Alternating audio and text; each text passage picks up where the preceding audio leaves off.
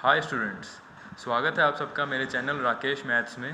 किसी भी दो इवन नंबर्स या ऑड नंबर्स जो लगातार आ रहे हैं, काउंटिंग में जो लगातार आते हैं, इनका प्रोडक्ट यानी गुणा कैसे निकालें। जैसे हम कोई भी दो नंबर्स मांग लें,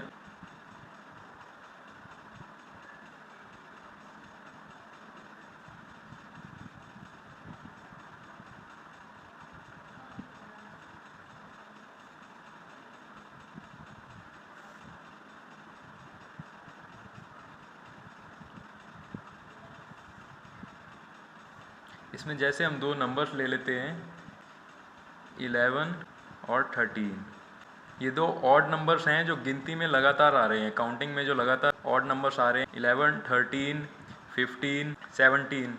इस तरीके से जैसे 11 और 13 का अगर हमें प्रोडक्ट निकालना है, इसका गुणा निकालना है, तो इसका एक सिंपल ट्रिक है। 11 को हम कैसे लिख सकते हैं 12 माइनस 1, और 13 को हम कैसे लिख सकते हैं 12 प्लस 1। अब हम क्या करेंगे a minus B into A plus B. तो ये हमें पता है a minus B into A plus B क्या होता है a square minus B square. तो ये क्या हो गया 12 का स्क्वायर 144 और 1 का स्क्वायर 1, ये क्या आ जाएगा 143। तो 11 इंटू 13 का जो प्रोडक्ट आया, गुणा आया, ये 143। ये मैंने फॉर्मूला समझाने के लिए इस तरीके से लिखा है। वैसे इसका सिंपल फॉर्मूला होगा 11 और 13 के बीच में जो नंबर है, जैसे 12 है तो 12 स्क्वायर माइनस 1। जैसे 13 इंटू 15 अगर हम निकालेंगे तो 14 का स्क्वायर माइनस 1। अब हम दो इवन नंबर्स ले लेते हैं, जैसे 22 इंटू 24। अगर इसका हमें प्रोडक्ट निकालना है यानी मल्टीप्लाई गुणा निकालना है, 22 को हम कैसे लिख सकते हैं 23 माइनस 1 इंटू 24 को हम कैसे लिख सकते हैं 23 प्लस 1।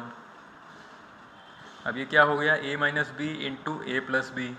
तो A square minus B square, ये क्या हो जाएगा 23 स्क्वायर 529 माइनस 1 528। ये यहाँ मैंने समझाने के लिए लिखा है, वैसे हम जनरल फार्मूला यूज़ कर सकते हैं।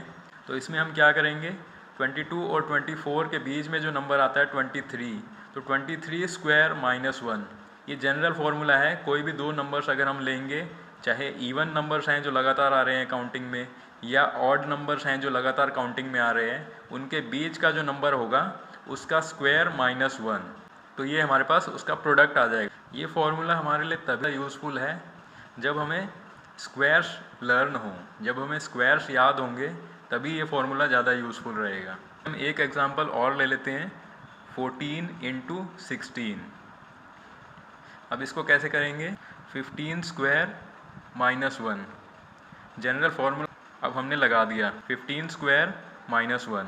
इन दो नंबर्स के बीच में जो नंबर आएगा उसका स्क्वायर माइनस 1। तो 15 स्क्वायर क्या होता है 225 माइनस 1 224, हमारा आंसर आ गया। हम एक और एग्जांपल ले लेते हैं 44 इंटू 46। अब इसका कैसे निकलेगा 45 स्क्वायर माइनस 1। 45 का स्क्वायर क्या होता है 2025 माइनस 1, तो ये आ गया 2024। तो इस ट्रिक की मेन कंडीशन ये है कि हमें स्क्वायर्स लर्न होना बहुत ज़रूरी है नंबर्स के। अगर हमें नंबर्स के स्क्वायर्स लर्न है तो ये ट्रिक हमारे लिए कॉम्पिटिटिव एग्ज़ाम्स में बहुत यूज़फुल है।